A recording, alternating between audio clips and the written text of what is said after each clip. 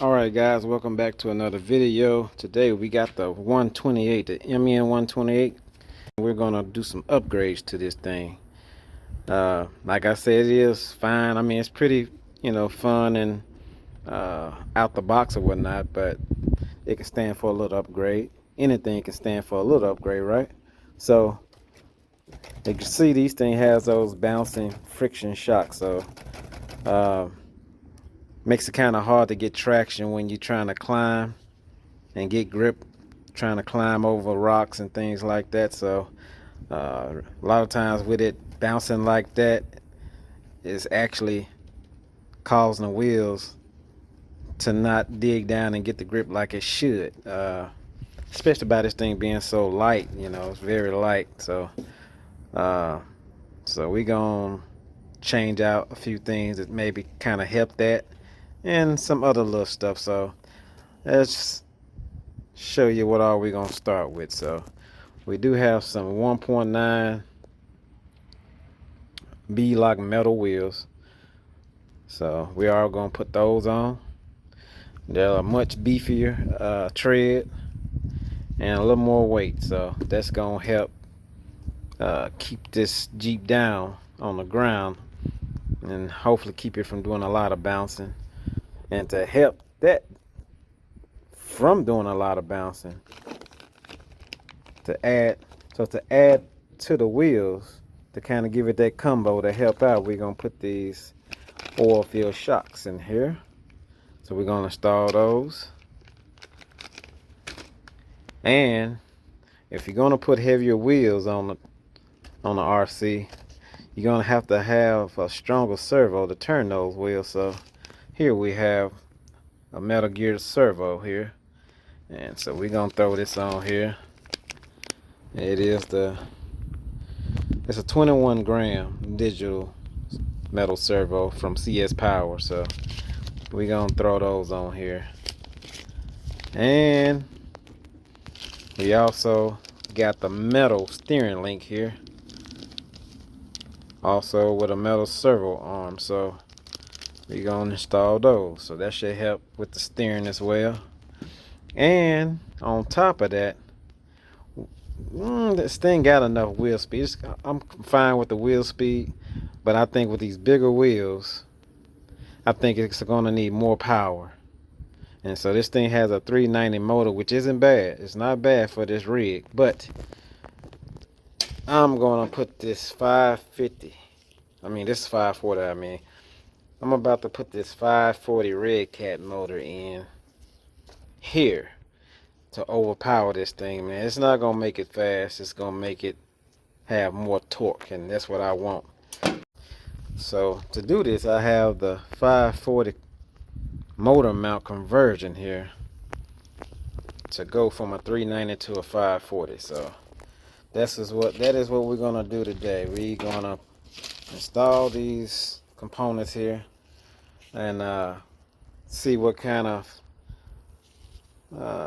performance this thing can have just with this upgrade here. So what I would do is, once I upgrade this, I would then take it out and put it up against the stock MN128, which I do have that here. This is the stock 128. It's just in a hard top form. So we got the open top form here of the MN128, and this is the hard top form, which I've seen a lot of guys actually take the hard part off, the hard top off, and just have it open like this, because you can do that as well with this. You can just take this off if you don't want to run it, and then you have these full doors here. So, and actually if you want to, you could take the doors off and run no doors at all, but that's to whatever you like to do. But so we do have something to measure it by. So once we do these upgrades, we'll kind of put these two out there on the same terrain, same little obstacles and everything, and see exactly which one do the best out of it. Will the modified one do better, or will the stock one do better? So we will see. So let me get everything together and so I can get started with this project. Alright guys, so it was about 8 screws to take off this body, this hard body here. And got a lot of wires and stuff connected for the lights and everything. But it's actually one major wire that you have to unhook from the ESC. So this is the ESC. And this right here is the light board. And so you got all the lights tied into this one wire that's coming out of there. And that's what you connect to the ESC there. So, and this does have a 3-wire servo. So, and it also has a regular motor plug. So I don't have to do anything with that. So this should be an easy swap out. I just got to change out the plate. And yeah, we'll go from there. So I don't have my mount with me. I wish I had my mount with me. That way I can mount it and record while I'm doing this. But I'll just keep on bringing it back and updating you. Alright. So I think the first thing I'm going to do is replace the steering links and the servo. So I'll replace those first. And then I think the next thing I would do is tackle this motor and make the shocks last, because I still got to put oil in them. So that's what I'll do. I'm gonna tackle the steering link first, and then in the servo, and then tackle this motor. So kind of doing the easier thing first, and the shocks will be easy too. I'm not sure about this motor. I may have a hard time getting this motor out. I don't know, because I don't know if they used a lot of Loctite or what out, from the factory. But yeah, we're gonna check that out. So, but until then, we're gonna do the easy part first. So, all right, let's play with it.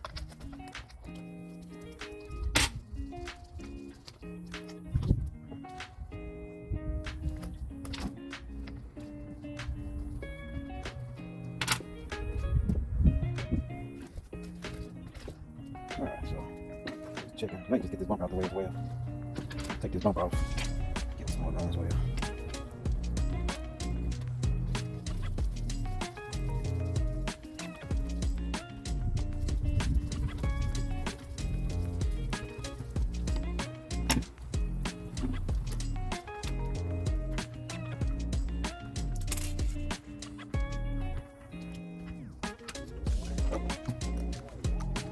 Alright, so that gives us more room to work with here. So, and all of these screws are the cheap Phillips screws, so I try not to strip those. So let's get this off.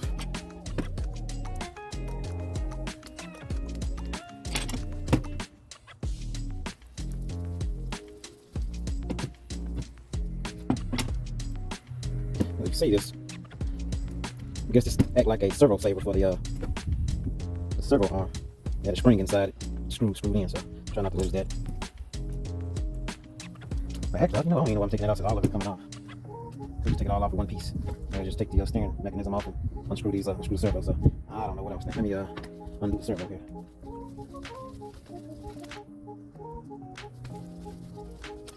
I got 2 different servos, just in case that one doesn't fit, but it should. It should fit perfect on here.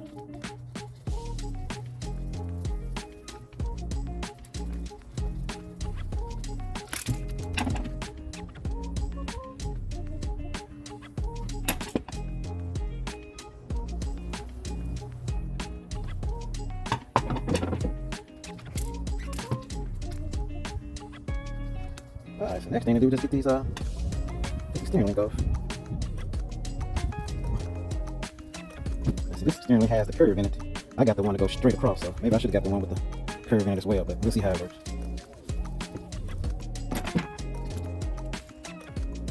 It came with all its own screws, so.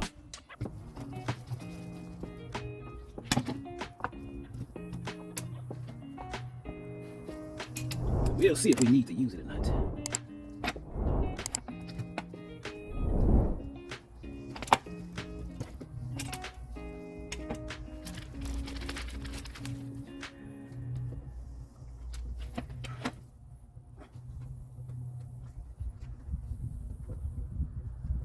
It's also adjustable, so if I need to, so it matches eye to eye, so it's cool. I don't know if I want to put these screws in or put the, well, let's see.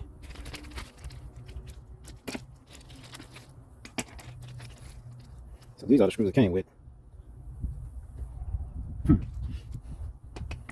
And these screws it came with, I don't know if they're better than the screws that's already in here, but I guess we can play around with it. I wish they, and these are Phillips as well, Phillips as well, so. I need to measure this arm, make sure it's the same length.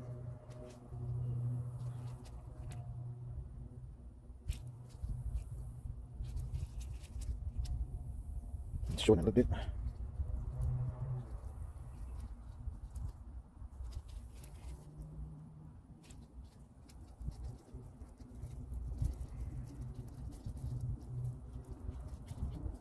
All right. I think I'm gonna go ahead and use these, some Loctites.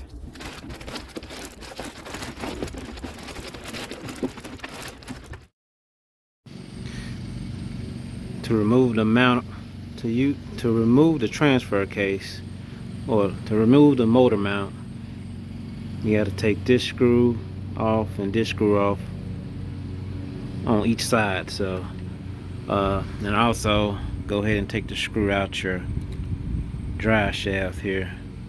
That way, once you unbolt it here, you can pull it away from the drive shaft and pull it out. So, let's do that. So once you get that out, now you have roughly 3 screws to take out of here just to get the cover off, so you can have access to the screws that's holding the motor to the motor plate. So let's get that out. Alright guys, so I'm finished upgrading the MN128 open top Jeep here, and ran into 2 little snags, but nothing that can't be solved. So we did go ahead and put the 1.9 inch metal wheels on. So these are the metal B-lock wheels that we put on 1.9. We do have the oil field threaded shocks, and we do have the metal steering linkage and steering arm there. So the 2 snags we came into is the motor.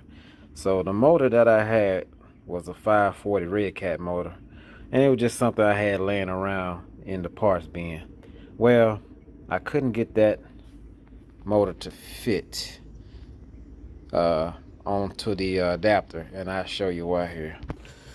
So the adapter has a hole that the shaft has to go through, but it couldn't go through that hole on the adapter because of this part of the motor here. So basically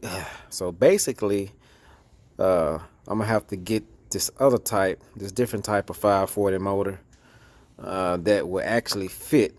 So I was just hoping that I could, use this. Since I had this laying around, I thought maybe I can just use this and, get some of these spare parts out the way. But still got this Red Cat hanging around, so I'll find something to put it in, another project or something. But yeah, so I'm gonna have to get the right type of motor so it can fit on that adapter, and then I can just go ahead and plug that on in.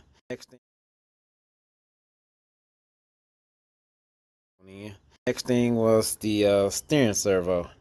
So I had to reinstall the stock servo because the servo that I had was the mini metal servo, and that servo is actually for my SG1205 project. So I do have the I think the SG1205. So okay, so the steering servo that I had for this, that I was going to install in this, was the wrong one. I actually picked up the one that I had for the SG1205, which is a mini, a micro metal servo. So I had to go ahead and order the right one for this.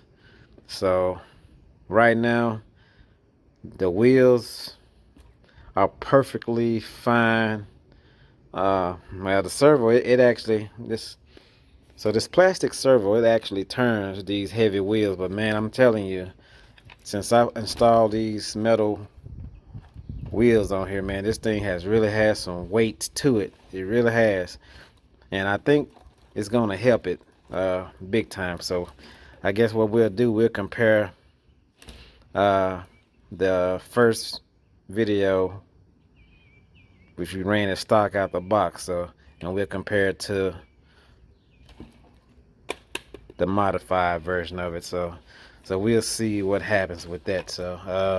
But yeah, we're still gonna convert it to the 540 motor once we get that in, and we're gonna change out the stock servo to the metal servo. So all right, guys. So that's that. We got this upgraded all the way, almost. We got to upgrade almost 100% to where we want it to be. But like I said, that's the next two things is to change out the motor and upgrade it to the 540, and then put the metal servo on it. So other than that, I don't think I'm gonna go too much further with it, upgrade wise. But all right, guys, thank you all for watching. We'll see y'all on the next one. Yeah.